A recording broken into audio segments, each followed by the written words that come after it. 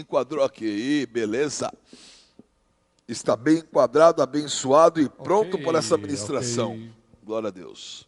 Tá baixo não, tá saindo. Tá saindo. O som legal, né? Tá. Sementes que voam, nós vamos fazer um voo rápido aqui pela palavra de Deus, com alguns pousos, algumas decolagens, mas seremos breve. Um voo aí de 10, 12, 15 minutos no máximo, porque o tempo passa, o tempo é bênção. E quando nós acordamos pela manhã, nós já agradecemos aquilo que Deus tem para nós e o que nós iremos realizar para Deus. Então, a palavra breve e simples, mas um momento de oração, antes de nós irmos para a palavra. Senhor, em nome do Senhor Jesus Cristo, muito obrigado por este dia, por esse privilégio de participar dessa mesa, pelo aprendizado, pela comunhão com o Senhor, pelo mover do Teu Santo Espírito em nós. Em nome do Senhor Jesus, fala conosco. Amém. Vamos abrir a Bíblia, o iPad, iPhone, no Lucas, Evangelho de Lucas, capítulo 5, versículo 36. Remendo com pano novo. Remendo com pano novo não dá certo. Lucas 5, 36 diz assim, é uma parábola. E lhes acrescentou esta parábola para pensar. Ninguém tira um remendo de roupa nova e o costura sobre roupa velha. Se o fizer, certamente estragará a roupa nova. E, além disso, o remendo novo jamais se ajustará à velha roupa. O remendo novo jamais se ajustará à velha roupa. A parábola fala de remendar algo para que se possa fazer o novo, que possa parecer novo, né? Se nós lermos um pouco à frente, fala do vinho também. Que o vinho novo num reservatório, num odre velho, num odre antigo, esse couro, quando o vinho começa a fermentar o vinho novo, o couro não resiste, vai abrindo e começa ali a vazar o vinho.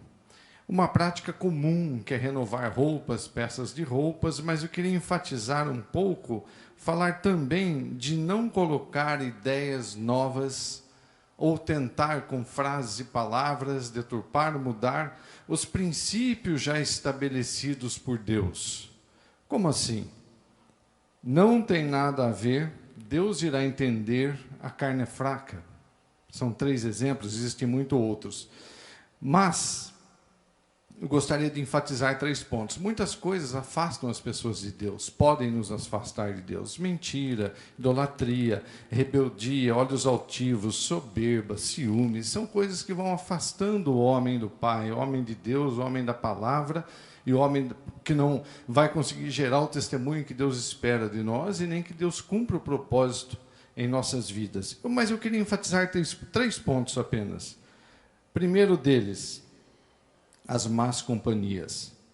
E o homem sempre dá desculpas, né, ou são desculpas adornadas de consentimento, para que nós possamos, ou que o homem possa, não agradar ao coração de Deus. As más companhias, olha que interessante. Aí alguém pensa, mas ele vai falar das más companhias do mundo, das más companhias que estão aí fora. Olha, quero te dizer uma coisa, que o Senhor Jesus assentava-se e almoçava, jantava, tomava lá uma taça de vinho com os pecadores. Porque mesmo o próprio Jesus disse, olha, eu vim para os que estão doentes, não para os que estão sãos e curados, que já me conhecem e conhecem a palavra, mas para aqueles que ainda não conhecem, que estão lá num canto jogado. Jesus veio para resgatar a todos, como foi comentado aqui hoje pela manhã, um pouco antes, que a salvação é para todos, para alcançar a todos, por isso que o Senhor Jesus veio. E 1 Coríntios 15, 33, 1 Coríntios 15, 33 diz assim, não vos enganeis, as más companhias corrompem os bons costumes. As más companhias corrompem os bons costumes. Sim, é lógico. Lá em Provérbios 13, 20 diz que se nós andarmos com pessoas sábias, nós ficaremos cada vez mais sábios. Mas se nós andarmos com pessoas insensatas que parecem tomar atitudes sem nenhuma consciência, insensato mesmo, nós acabaremos nos arruinando. Mas eu gostaria de dar ênfase nesses 2 versículos aqui, de 1 Coríntios, capítulo 5, versículo 9 a 11. Olha que interessante que diz aqui. O apóstolo Paulo, uma carta para Corinto, o povo de Corinto. 1 Coríntios 5:9. Olha isso. Já vos adverti por carta que não vos associeis a nada que fosse imoral. Dizendo isso, não me refiro às pessoas imorais deste mundo, nem aos avarentos, ou aos ladrões, ou ainda aos idólatras. Se assim fosse, seria necessário que saísseis do mundo. Versículo 11 diz: entretanto, agora vos escrevo para que não vos associeis com qualquer pessoa que, afirmando ser irmão, for imoral ou ganancioso, idólatra ou caluniador, embriagado ou estelionatário. Com pessoas assim, não deveis sequer sentar-se para uma refeição. Olha que interessante, né? Ele fala da igreja, as pessoas que estão dentro da igreja, que muitas vezes não geram um testemunho de vida, aquele testemunho que Deus espera que nós geremos para o reino dele. Então tem pessoas que são tóxicas, e conhecem a palavra, mas você chega próximo, são palavras de desânimo, testemunho de desânimo, palavras desencorajadoras, nada dá certo, nada posso, não é assim, eu oro, não ouço. São pessoas, são raposas que vão corroendo a nossa fé. Nós precisamos tomar muito cuidado com isso, especialmente nos dias de hoje. Se nós não estivermos firmados em Jesus, na sua palavra, essas pessoas podem ir corrompendo a nossa fé. Eu me refiro a pessoas que conhecem a palavra de Deus, que levantam a mão e muitas vezes dão glória a Deus, mas que não vivem o testemunho que Deus espera. Porque aqui nesse contexto todo, ele fala de pessoas do mundo, mas é óbvio, você vai levar o evangelho para todas as pessoas que você tiver a oportunidade, que Deus te colocar para fazê-lo. Você não vai fazer as coisas erradas que essa pessoa ainda faz, você não vai participar, você vai até certo ponto. Você vai falar do amor de Jesus, você vai pregar, porque senão você vai ouvir isso, não tem nada a ver. Eu faço, eu entro nos lugares que as pessoas entram, ajo como se não conhecesse a Deus para trazer essa pessoa para Jesus. Não, tem a ver sim, porque nós sabemos o limite que nós podemos ir. A igreja não pode estar entrando, o mundo não pode entrar na igreja. Nós que devemos levar a igreja e a palavra de Deus para o mundo. Então nós temos que tomar cuidado, porque às vezes vem de um próprio irmão. E o que nós podemos fazer? Nos afastarmos, nunca mais cumprimentar com a paz do Senhor Jesus? Não, de forma alguma. Nós devemos conversar, aconselhar, orar a Deus para que essa pessoa tenha uma transformação de vida. Porque eu já ouvi de pessoas cristãs coisas que não condiz com o testemunho de quem é verdadeiramente cristão e conhece a palavra de Deus. Então o apóstolo Paulo aqui nos adverte aquele povo de Corinto: olha, cuidado com as amizades que vocês estão mantendo, que vocês estão alimentando, que estão afastando vocês de Deus. A ênfase, a essência desse versículo é isso: cuidado para a amizade não te afastar de Deus. Ao contrário, nós devemos orar juntos, nós devemos nos aproximar, orar uns pelos outros, como diz a palavra, estarmos na casa de Deus, mas cuidado com as amizades. O segundo ponto, que é um ponto que está em voga ou em moda, é tal da rede social. A mídia deve servir para que o mundo veja em nós a fé, veja em nós um testemunho verdadeiro de Cristo. Veja em nós nós possamos passar bons conteúdos, não só da palavra de Deus, coisas que edificam as pessoas, assuntos interessantes, mas hoje a coisa está um pouco deturpada, né? Estou dizendo também não só das pessoas que ainda não conhecem o Senhor, que não têm a salvação, mas todos, especialmente aqueles que conhecem a Cristo.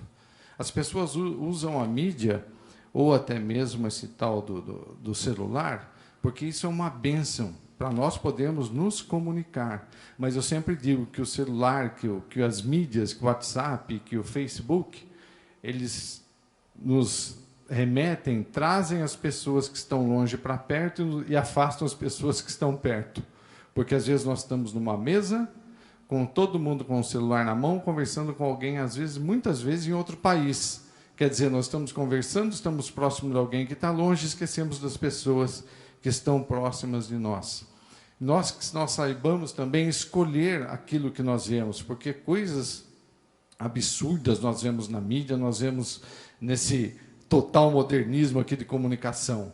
Então, nós, como cristãos, nós devemos evitar. Quando cai alguma coisa que você fala, puxa, isso não vai edificar, não vai melhorar em nada, desliga, muda a página, que nós possamos ter a consciência de como usar essa mídia para o reino do Senhor, para abençoar as vidas, e não apenas para satisfazer desejos da alma, que muitas vezes nos vão também afastando de Deus. Não tem nada a ver, Deus entende, ou a carne é fraca. Não, nós temos que ser fortes no espírito para podermos evitar esse tipo de coisa, que essas coisas que vêm pela mídia nos contaminem. Olha em Coríntios 1,6, está escrito assim, versículo 12, versículo conhecido, aliás: todas as coisas me são permitidas, mas nem todas são saudáveis. Tudo me é lícito realizar, mas eu não permitirei que nada me domine. E hoje é muito comum nós vermos os smartphones, os telefones dominando as pessoas. As pessoas acordam de manhã, eles, Senhor, obrigado pelo dia, já liga e já vai vendo alguma coisa de interesse pessoal no smartphone. Então, tudo na vida funciona bem, mas com equilíbrio. Há tempo para todas as coisas debaixo do céu. O tempo para você ver a mídia, o tempo para você ver notícia, o tempo para você orar, que é a ordem aqui eu inverti, mas é primeiro a oração, o agradecimento a Deus já pelo dia que começa. E aí nós vamos caminhando ao longo do dia, mas sempre nos policiando com aquilo que nós estamos vendo na mídia. Crianças trancadas em quartos ficam horas naqueles jogos. Sabe-se lá o que essas crianças de 8, 10, 7, 6, 12, 15 adolescentes estão vendo nas mídias? Às vezes, um quarto trancado, que o pai não tem acesso. Aí, a hora que o pai chega, muda a mídia lá. Então, cuidado. Vamos conversar mais. Vamos ver menos celular e conversar mais, especialmente com os nossos filhos, para que nós possamos entender o que está acontecendo, e ele também nos entender e confiar mais nos pais, não apenas na mídia. As pessoas confiam mais nas mídias do que vêm, do que nas pessoas que estão próximas e conversando e falando e aconselhando. O terceiro ponto, serei breve. Olha que interessante, tem uma história. Um homem tem uma barraca perto de uma empresa, ele vendia pipocas, café, cappuccino, coisas assim. E um empresário, um executivo dessa empresa, parava todos os dias ali, tomava um café, comia alguma coisinha depois do almoço, uma sobremesa. E certo dia, ele passou e o homem estava fechando a barraquinha. Era meio-dia e pouco, 1h. Ele falou, escuta, mas por que você está fechando a barraca esse horário? Ele falou, porque eu vou para a minha casa, vou sentar com a minha esposa na varanda, tomar uma xícara de chá e ler a palavra de Deus, orar junto com ela. Tal. Ele falou, escuta, mas agora não é hora de você fechar a barraca, agora é hora de você ganhar dinheiro. Porque fazendo isso, daqui a alguns anos você vai poder ter tempo suficiente para sentar na varanda, tomar chá, para fazer isso que você quer fazer. Você expandindo os seus negócios, você vai poder fazer isso. Tendo mais barracas, você vai ganhar mais dinheiro, quem sabe até ficar rico um dia. Ele falou, não, mas eu quero fazer isso hoje, porque eu tenho a possibilidade de fazer isso hoje. O homem disse para ele, não, eu vou fazer agora, vou fechar e vou para a minha casa para fazer isso, tomar um chá e conversar com a minha esposa, porque o meu Deus é suficiente para me prosperar com essa barraca. E eu já trabalhei hoje, já ganhei o meu dinheiro, vou fechar para ir para casa. Então, nós temos que tomar muito cuidado, porque perante a sociedade, parece que a satisfação e a alegria das pessoas está no quanto ela tem, no dinheiro ou ser ricos. Por isso que eu separei por último esse ponto, chamado ganância. Então, as pessoas não entendem, não querem apenas o suficiente para viver. Ser próspero é ausência de necessidade. É ter uma vida próspera. Você não tem necessidade, não passa por necessidade. E essa historinha ilustra bem isso. O rapaz falou, não, você tem que ficar rico. E ele disse, não, hoje eu já fiz o suficiente, eu posso ter um tempo com a minha família, com a minha esposa, fazer aquilo que eu gosto de fazer, porque o meu Deus tem me abençoado. E o cara, não, você tem que expandir os negócios. Ele falou, não, é suficiente, porque senão esses negócios vão tomar o meu tempo, tomar a minha vida, eu não vou ter tempo para absolutamente nada. Eu conheço pessoas, altos executivos de empresas que saem de manhã, de madrugada, chegam à noite. Aí pergunta, está tudo bem? O filho fala, tudo bem, pai, vou dormir que eu tenho aula amanhã cedo. Então, nós temos que tomar cuidado, equilíbrio, temos que ter equilíbrio nas coisas. E é isso que isso nos mostra. Lá em Lucas 12, Provérbios 11, 28, diz assim: quem deposita confiança em suas riquezas certamente se decepcionará, mas os justos florescerão como a folhagem verdejante. Lucas 12, 15 diz: e lhes acrescentou esta parábola para pensar: ninguém tira um remendo de roupa velha. Perdão, eu estou lendo um outro versículo aqui, não é esse que eu queria ler. O Provérbios 11, 28, vou repetir. Quem deposita confiança em suas riquezas certamente se decepcionará, mas os justos florescerão como a folhagem. E olha que interessante, nós recebemos de Deus, esse é o ponto, e nós entregamos. Nós somos abençoados, nós entregamos. E cada vez mais nós vamos sendo abençoados e vivendo aquilo que Deus tem para nossas vidas. Então essa ganância, esse ter muito, esse ter sempre tudo, chegar ao ponto de riqueza, tal, é bom porque quanto mais rico, mais nós podemos abençoar as pessoas.